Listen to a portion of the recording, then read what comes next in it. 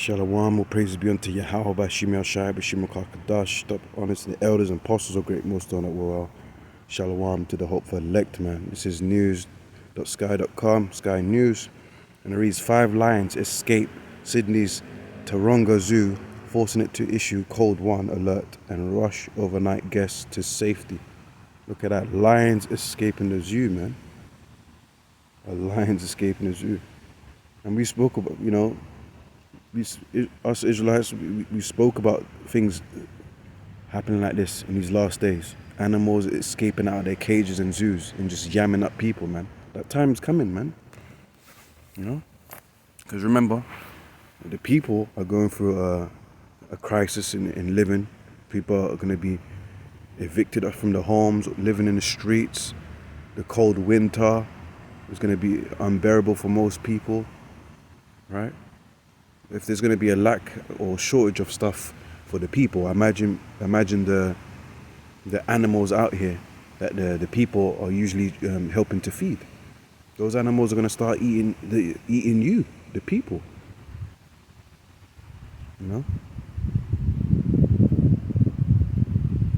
All these foxes, these big sewer rats, they're going to be nibbling your toes.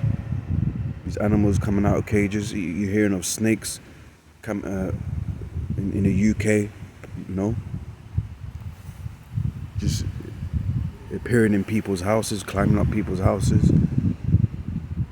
Yeah, you're hearing of panthers, big black cats in the UK. There's so much sightings all over Google. Almost every day you're hearing of sightings of big black cats, man. What do you think they're gonna be doing? Yeah. It says 5 lions escaped Sydney's Taronga Zoo, forcing it to issue Code 1 alert and rush overnight guests to safety.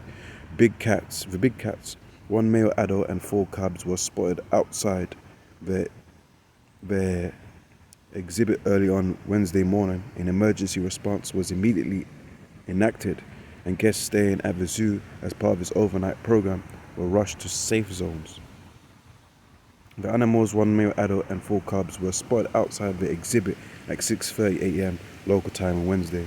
The zoo said an emergency response was enacted less than 10 minutes after the lions escaped. Although the lions were still in an area separated from the rest of the complex by a 6-foot fence, guests staying at the zoo as part of its Roar and Snore overnight program were moved to safety. They came running into the tent area saying, "This is a Code 1, get out of your tent and run. Come now and leave your belongings," Magnus Perry, one of the guests, told local media. Yeah. So they must have jumped out that fence. Wow. Crazy, man. But yeah, let's get scriptures, man. Simple Amos 5 in verse 18. Woe unto you that desire the day of the Lord. To what end is it for you? The day of the Lord is darkness and not light. Yeah, you guys don't know what to expect in the day of the Lord. It's not going to be happy days, but rather it's going to be the quite opposite, man. It's going to be unhappy days. It's going to be a time of darkness and chaos. That's what it said. Yeah, the day of the Lord is darkness and not light. Not light meaning it's going to be hopeless for the majority of people.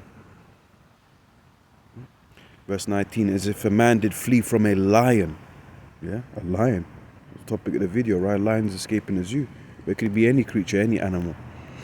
Right? As if a man did flee from a lion and a bear met him, or went into the house and leaned his hand on the wall and a serpent bit him. You see? Shall not the day of the Lord be darkness and not light, even very dark and no brightness in it? So it's going to be a completely hopeless, man, in the last days. That's why it calls it in Daniel's 12, Jeremiah 30 and 5, even Matthew's 24, I believe, verse 30 or verse 29. It talks about a time like no other, a day like no other. A certain time period that cannot be compared with any age or time in history. It's going to be extremely chaotic. Yeah.